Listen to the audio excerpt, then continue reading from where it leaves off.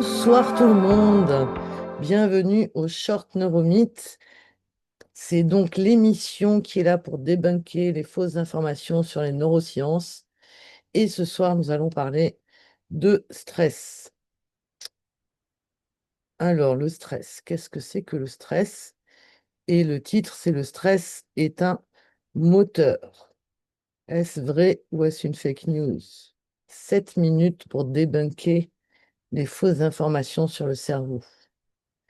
Et comme je dis toujours, si vous ne savez pas ce que fait votre cerveau, d'autres le savent. Donc, cette chaîne est là pour vous aider à avoir des informations plus vraies et surtout vous donner envie d'aller plus loin, puisque bien sûr, 7 minutes, on peut faire très peu de choses et partager très peu de choses. Donc, je vous invite à avoir vraiment la curiosité de savoir comment votre cerveau fonctionne.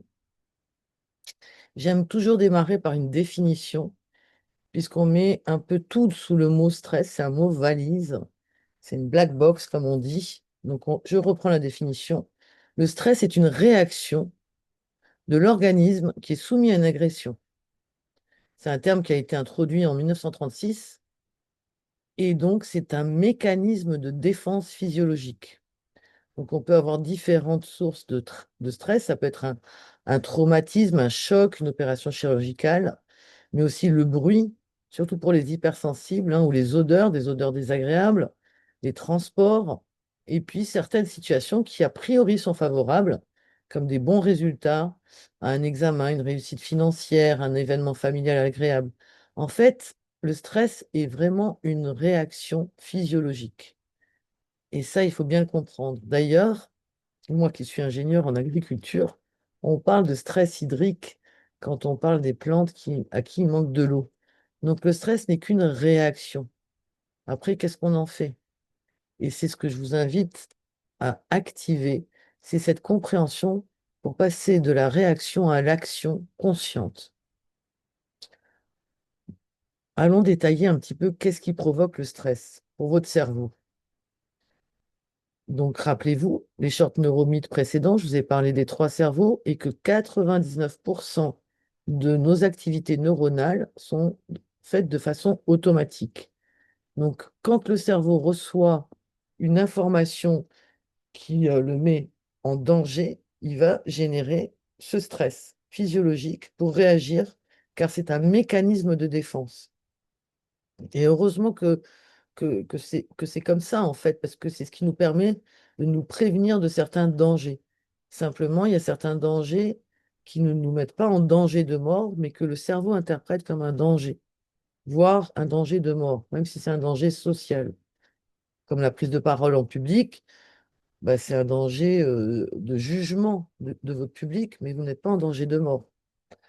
Donc en général, le cerveau va réagir s'il perd le contrôle, si c'est imprévisible, si c'est nouveau, tout ce qui est de l'incertitude. Le cerveau déteste l'incertitude. Pourquoi? Puisqu'il fonctionne à 99 en mode automatique et du coup, il va vraiment avoir des réactions automatiques sur des choses qu'il connaît déjà. Donc quand il y a quelque chose de nouveau, que ça soit positif ou négatif, il va réagir et donc il va générer un mécanisme physiologique de réaction au stress. Donc, on a plusieurs types de réactions au stress. Bon, on a par rapport, on a des réactions corporelles, mais on a aussi des réactions par rapport à notre esprit, à nos émotions, à nos comportements. Mais le stress a vraiment un impact sur notre corps, puisque on réactive certaines glandes dans le corps. Et je n'irai pas dans le détail ici, puisqu'il s'agit d'un short neuromythe, mais c'est quelque chose que je développe dans mes parcours de formation en détail, mais on peut avoir différents types corporels de réactions au stress. On peut avoir des maux de tête, on peut avoir de la colère, on peut avoir des problèmes d'estomac, puisque l'estomac étant un muscle, il est contracté, donc on peut avoir des crampes, on peut avoir de la fatigue, on peut avoir de la baisse de la libido, des tensions, des grincements de doigts, ou bien carrément de l'apathie. Mais ça peut aller plus loin encore, parce qu'en fait, notre hypophyse, donc qui se situe dans le cerveau limbique, va générer une réaction d'alarme Et donc, ça va générer la production d'hormones, et notamment la CTH et le cortisol, à ne pas confondre avec le cortisone, bien sûr. Et ça va vraiment avoir un impact sur notre physiologie. On peut avoir des tachycardies, de l'hyperventilation. Et donc, on voit que un phénomène externe va impacter physiologiquement sur notre corps et sur nos glandes. Alors, au niveau de la thyroïde, au niveau du cerveau, mais aussi au niveau des glandes surrénales, qui vont donc produire de la CTH, et donc elles seront très sollicitées. Et en fait, quand on a un stress mineur, ça nous permet de nous adapter à l'agression. Ça nous permet de nous mettre en éveil, en état de vigilance, ce qui est très bien. Le problème, c'est quand ça devient récurrent. Parce que, en fait, donc on a l'hippocampe qui joue un rôle très important. Donc, l'hippocampe se situe au niveau du cerveau limbique, là, qui est indiqué ici en vert. Et donc, l'hippocampe va jouer un rôle aussi sur la mémoire. Donc, ce qu'on a pu constater, et ça, c'est une citation de l'Université d'Ottawa, bienvenue le Canada, et donc, sous l'effet d'un stress prolongé, si vous êtes sans arrêt en stress, ça peut avoir un impact physiologique sur vous. Pourquoi? Parce que ça va rétrécir la zone de votre... ça va vraiment avoir des impacts qui vont transformer la physiologie de votre cerveau et ça peut avoir des conséquences sur la mémoire et la capacité d'apprentissage. Et cet hippocampe, il va diminuer de volume et ça peut entraîner à la longue des symptômes de dépression. Donc le stress prolongé, j'ai oublié le terme, mais on a le stress ponctuel et le stress prolongé, peut avoir vraiment un très mauvais impact sur votre corps et sur votre cerveau.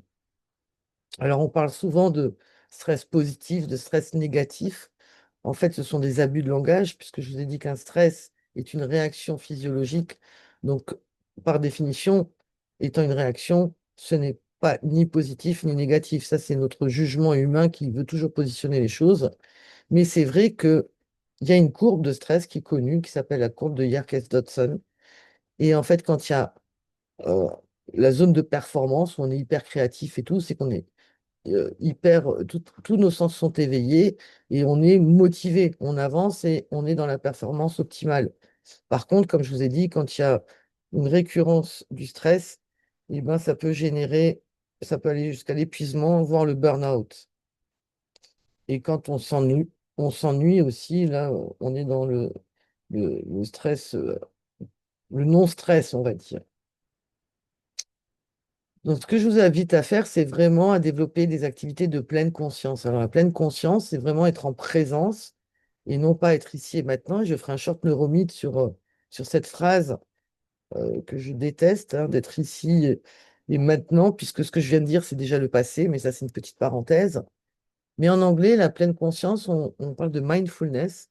Et j'aime beaucoup cette image parce qu'il s'agit d'être mindful, donc l'esprit plein de choses à faire en même temps ou d'être mindful, vraiment être en pleine présence. Voilà donc ce que je voulais vous partager ce soir pour vous donner envie d'aller plus loin. Et je vous invite à découvrir ma nouvelle méthode Clémotion qui vous donne les clés des émotions pour écouter et décoder vos émotions pour en faire des informations clés pour prendre les meilleures décisions. Puisque nos émotions sont essentielles pour écouter, comprendre, transformer et prendre les décisions qui sont bonnes pour vous, mais tout en prenant compte de l'écosystème dans lequel vous interagissez et les personnes avec qui vous êtes en relation.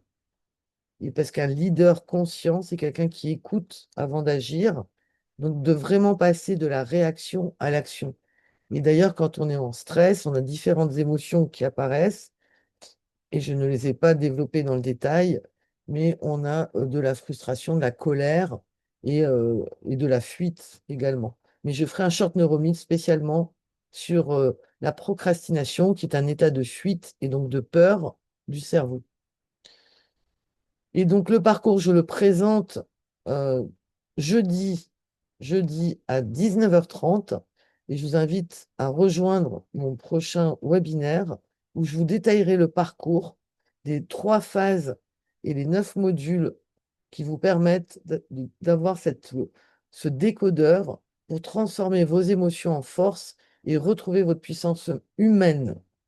Parce que l'humain souverain est celui qui comprend son corps, qui utilise ses émotions comme des informations pour rester aligné sur ses décisions, quel que soit l'environnement externe. Notamment en ce moment, on vit beaucoup dans l'incertitude et la complexité. Donc, on a énormément de sources de stress. Et il est vraiment essentiel. C'est pas un nice to have, c'est un must have. Donc, en conclusion, je vous remercie d'avoir suivi ce short neuromythe. Et on se retrouve mardi prochain, où là, je vous parlerai de résilience et de survie. Et la fake news que j'aimerais débunker, cette phrase que je ne supporte pas, qui vous dit: ce qui ne tue pas rend plus fort. Oui, mais. Et c'est ce qu'on découvrira mardi prochain, si vous le voulez bien. Et donc, je mettrai toutes les infos et vous recevrez les liens pour vous connecter. Mais je vous invite à vous inscrire sur le lien Zoom pour être sûr de recevoir la bonne connexion mardi prochain. N'oubliez pas que comprendre le cerveau, c'est reprendre son pouvoir humain.